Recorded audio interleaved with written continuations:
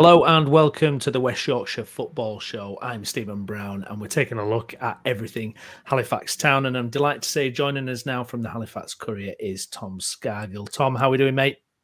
Very good, mate. How are you? Yes, good, thank you. Thanks very much for coming on. Now, any Halifax Town fans, if you're watching, if you could please pop a like on the video so we can get the word spread to other Halifax Town fans to get tuned in. Also, get your comments in and your questions for Tom as well. But we can't start anywhere else. Tom, it's going to be another Wembley trip for Halifax. Can you say that again? That sounds great. Sounds good, doesn't it? Halifax at Wembley again, 2 years, 2 times in what, 6 years, 7 years? 7, yeah. Just incredible. I mean, I was keeping updates on my phone as I was going along. What kind of match was it? Certainly before Ali scored that goal. I mean, how did it look to be panning out for you? It was kind of a typical game this season in a lot of ways, where Town fell behind and don't really look like getting back into it. In danger of conceding a second goal. Altrincham were the only team who looked like scoring, to be honest. Town threw everything at it, practically playing kind of 5 up front by the end, but not really creating much.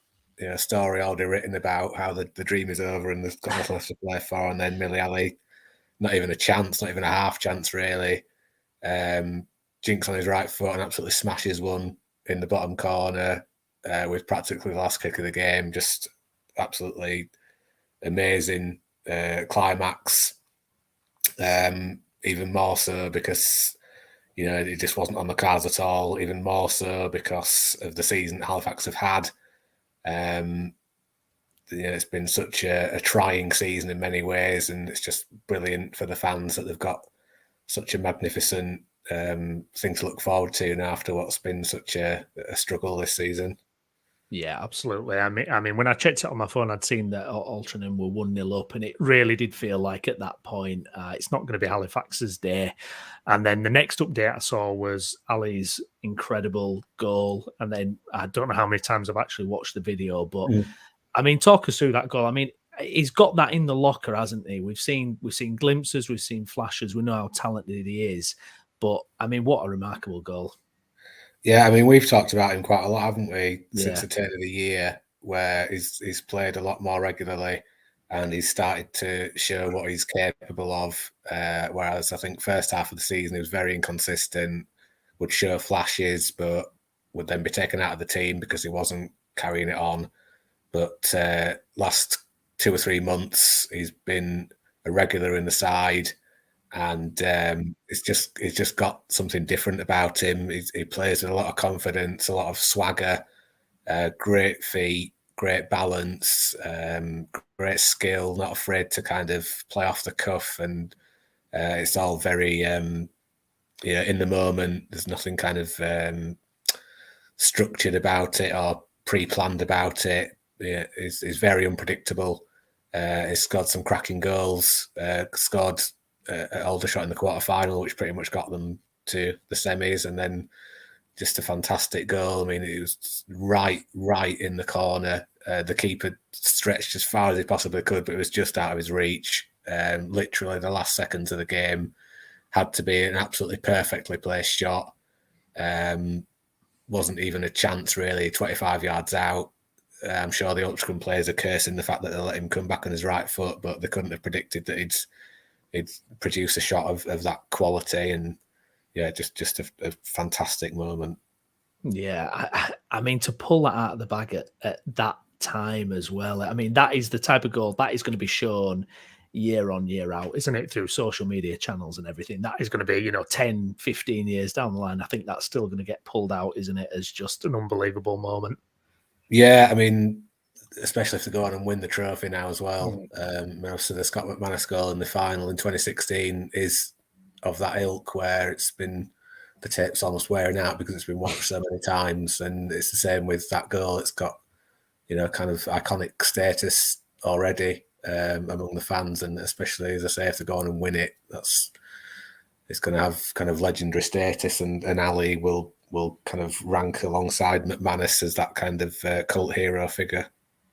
Yeah, absolutely. Where was your view for it? Whereabouts were you sat watching it? I was in the main stand that backs onto the kind of the main road, head down, looking at my laptop, typing up the obituary of the season, basically, and then looked up just in time to see him wallop it into the back of the net and cue absolute chaos. Yeah. Can you imagine if you'd have missed the moment? Oh my goodness, that's always makes me nervous when it's like a last gasp winner or equaliser like that, because you think, oh, it'd be so easy to miss when you're already tapping away. Another hero of the game as well, Sam Johnson as well. I mean, obviously a couple of penalty saves in the shootout, but really kept Town in the game throughout the match as well, didn't they? He did. I think he admitted himself that he's done okay this season, but perhaps not reached the heights that he might have had in previous campaigns, which is probably fair to say. But you can't deny his shot stopping abilities. Maybe other areas of the game you could call into question, but as a shot stopper, he's excellent at this level, and produced some brilliant saves throughout the game, especially second half when the game was getting really stretched and the second for Altrincham would have finished it off. And then penalties, I mean, it's such a presence, fills the goal so much in a penalty shootout when players are already kind of seeing the goal shrink, I suppose, stepping up to hit the spot kick, and they see, you know, a big 6 foot plus goalkeeper with his arms outstretched like Sam, and he says he kind of goes off instinct. He doesn't kind of not interested in watching videos or analysis about where players might hit it. He's very much, you know, in the moment, instinctive reactions, and saved 2, and then the other one hit the bar.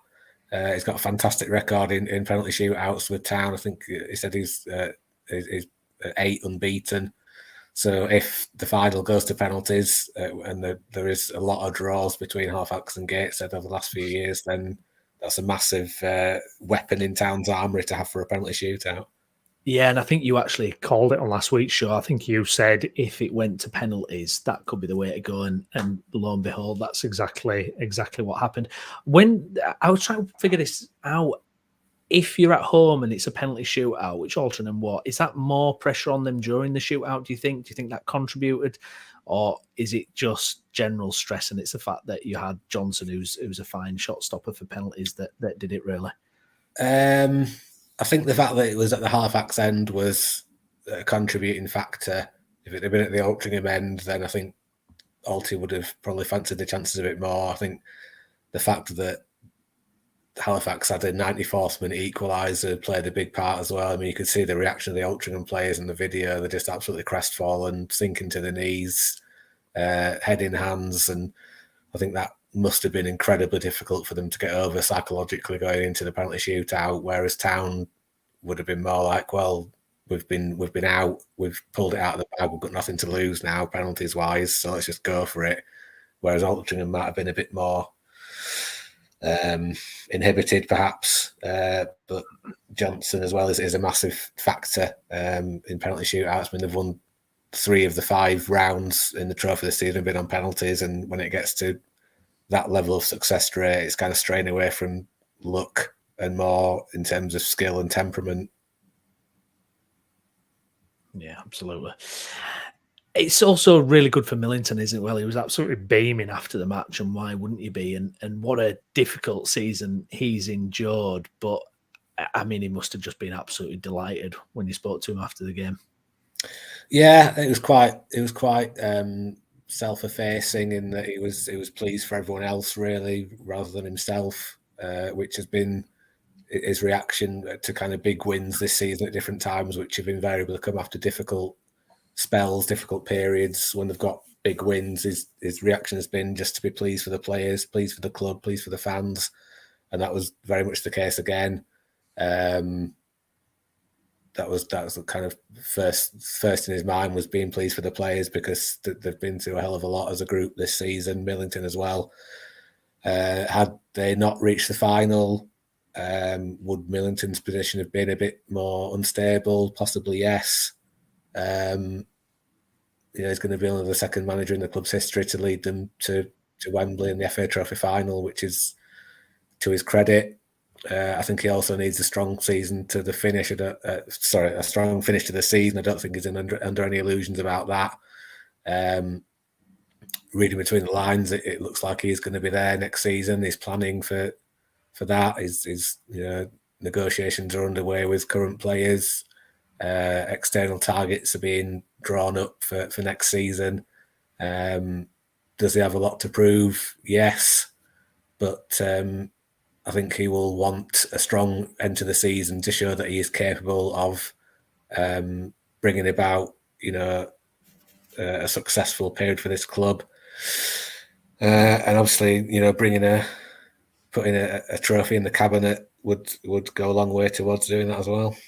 Yeah, absolutely. And not to get too far ahead of ourselves, and obviously we'll dig deeper into it closer to the time, but Gateshead in the final, as you mentioned, a lot of draws between them and Halifax. They sit below Halifax in the league. Are Halifax favourites going into that, do you think, or does it kind of depend how fixtures pan out over the next few weeks? Yeah, I'll probably say come back to that at the end of the season because it's a situation in a bit of flux. As it stands, Town would be favourites. I think slight favourites, but Gateshead are on a great run of form. I think they're in top kind of 6 or top 8 form wise in the National League at the moment. Obviously battered Yeovil on Tuesday night, which is a massive step towards safety for them.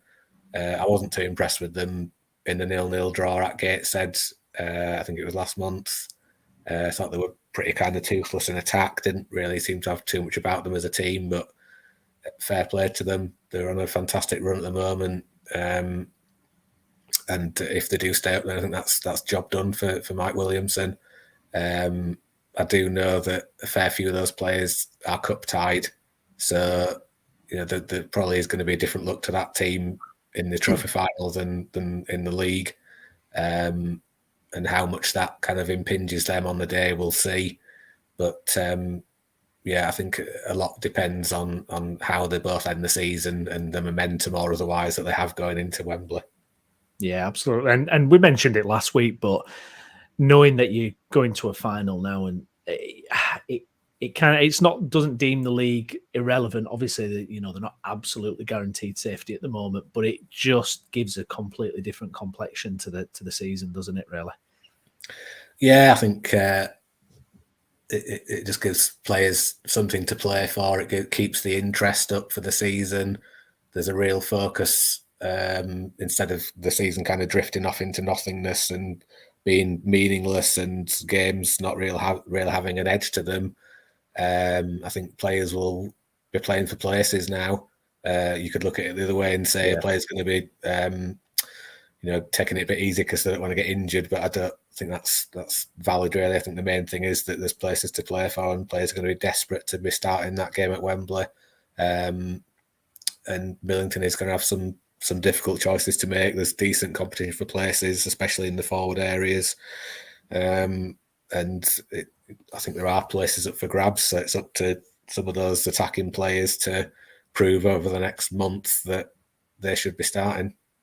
Absolutely. A bit of prize money involved, obviously, as well. Potentially, I think it's up to about 100,000 if they win it. I think they're guaranteed about 68,000. How far does that go in the conference, do you think?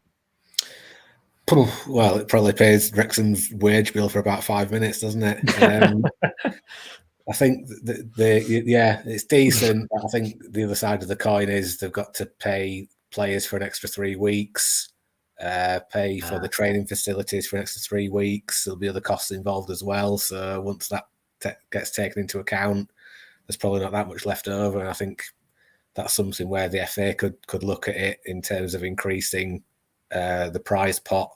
The prize pot is decent for the FA Cup for non-league teams that do well, but I think the FA Trophy is lagging behind, really, and I think that needs to be looked at because that's a good way of filtering some money down the system directly to clubs, through a meritocracy of, if they do well in the Cup, then they earn it. A lot of non-league clubs struggling financially these days and need some help, so why not increase the prize money for the FA Trophy round by round and try and help some of these non-league clubs? Yeah, absolutely. Well, moving away from the FA Trophy just for now. In other club news, Lewis White, he's left the club, didn't make many appearances for Town, but Millingtons hinted there may be a potential for him to return to the club in the summer. So no great surprise there then, Tom? Not really, because he didn't really get much game time at all, one sub appearance, which wasn't really an impression that was given when he was signed. There was talk that he was doing particularly well in training and that they'd been impressed enough by him on trial to offer him a more of a permanent deal, which didn't turn out to be all that permanent, but there's still enough of an impression that he's made there that he could come back in pre-season. But I think injuries have cleared up now, and there's a fair few players kind of ahead of him in the pecking order. Summerfield and Gilmore are in central midfield at the moment. Jack Hunter's done okay in central midfield. Jordan Keane has got a lot of experience, whereas White hasn't really got that, especially at this level or above.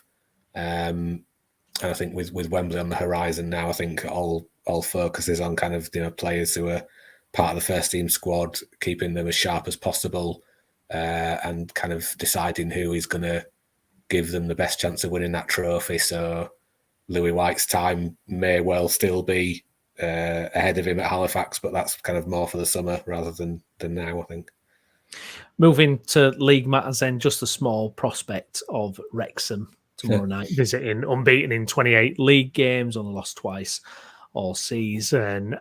Uphill task for the Shaman, and especially another game just around the corner, then York on Monday as well.